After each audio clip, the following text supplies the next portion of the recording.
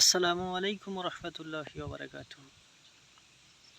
বাংলাদেশে একমাত্র জামাত ইসলাম ছাড়া এমন কোনো দল নেই, এমন কোনো সংগঠন নেই যে এমন চ্যালেঞ্জ দিয়ে একটি কথা বলতে পারে।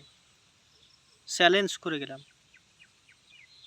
আপনারা ভিডিওটি শেষ পর্যন্ত দেখুন। আমি খালি হিসেবে সংসদ সদস্য হয়েছি, আমি খালি হিসেবে বিদায় নিব ইনশাল্লাহ। আমাকে পাবেন ইনশাল্লাহ। আর আমি আমার সামর্থ্য দিয়ে সবটুকু দিয়ে আজকে আমার যে পকেট আছে এই পকেটে আমি রমজান মাসে একটু চেষ্টা করি। আল্লাহ রসুলের একটা হাদিস হলো, আল্লাহ রসুল পকেটে যা থাকে নির্দ্বিধায় না দেখে দিতেন। এই জন্য আমি সবসময় পকেটে কিছু টাকা রাখি, কিছু টাকা আছে। এছাড়া আমার পকেট সবসময় খালি থাকে। আমি খালি হিসেবে সংসদ সদস্য হয়েছি, আমি খালি হিসেবে বিদায় নিব ইনশাল্লাহ। এই পকেটে দুর্নীতি অথবা আপনাদের প্রদত্ত, অনেকে খুশি হয়ে যায় না যে এটা দুর্নীতি না, আপনাদের আমি খুশি হয়ে দিলাম, খুশি হয়ে দেওয়া কোনো প্রদত্ত অথবা সংগঠনের মাধ্যমে কোনো জায়গা থেকে 1 টাকা আমার পকেটে ঢুকবে না ইনশাআল্লাহ।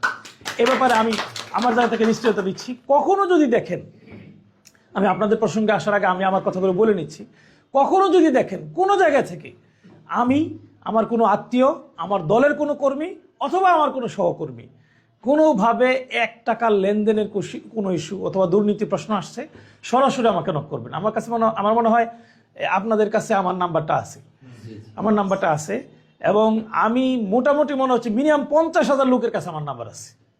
এমন কোনো দিন নাই যেদিন কমপক্ষে একজন ভিক্ষুক ফোন করে না, একজন রিক্সাওয়ালা ফোন করে না, একজন এই কাপাসিয়া বিসিএস ক্যাডার ফোন করে না, প্রায়শই ফোন করে, থানা কর্মকর্তা ফোন করে, বিভিন্ন ধরনের কর্মকর্তা, একদম রিক্সাওয়ালা থেকে শুরু করে বড় অফিসার পর্যন্ত। আজকেই কাপাসিয়ার একজন সর্বোচ্চ বড় অফিসার, একজন সচিব পর্যায়ের অফিসার আমাকে ফোন করেছে।